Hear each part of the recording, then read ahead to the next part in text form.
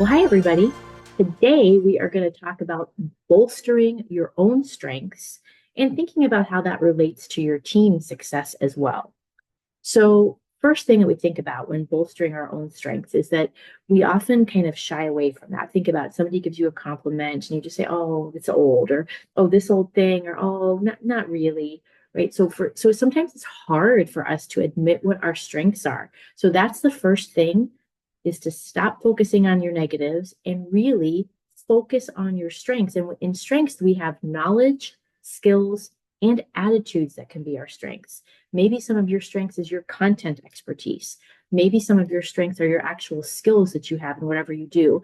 And another aspect of your strengths are your qualities. Are you super compassionate? Are you really thoughtful? Are you creative?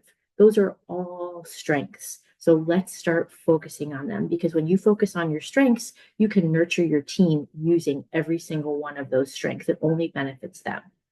Number two, if you're really struggling, here's the next thing. You can take, we talked just very recently about taking kind of personality assessments and such. You can take strength assessments. You can Google that. You can find them online. Some are going to cost money, some are going to be free, but that can help you. I think another thing that's really good in kind of garnering, okay, what are my strengths? Is to think about what are some of your past successes. And I like to even take it a step further and to think about what is something that you have tremendous joy in doing. Because I'm betting that things that you have tremendous joy in doing are part of your strengths. And then you want to think about how can I apply that? Like, even if it has nothing to do with my job, many things are relatable, right? They're translatable to your business. So, an example for me is I love doing improv. I'm not saying I'm good at it, but I love doing it. It brings me joy. It makes me laugh. I like the people I'm around when I'm doing it. So what is the translatable skill there? Well, that's actually a whole seminar in itself.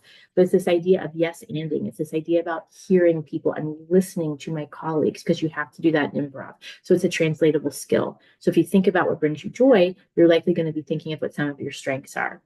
And then finally, my last thing for you that I want to talk about is I want you to actually, as a part of listening, to write down what are your top three strengths. And what I would love for you to do is actually go back to that KSA, write a strength that's a knowledge strength for you, write a strength that's a skill strength for you, write a strength that's an attitude strength for you. And I would love for you to share them. So, quick recap.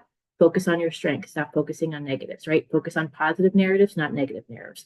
Number two, take an assessment to bring back what those strengths are. Think about what brings you joy, likely things that you're good at doing.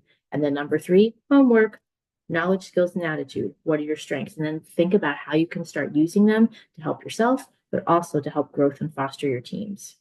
That's it for today. Thanks so much. We'll see you again next time.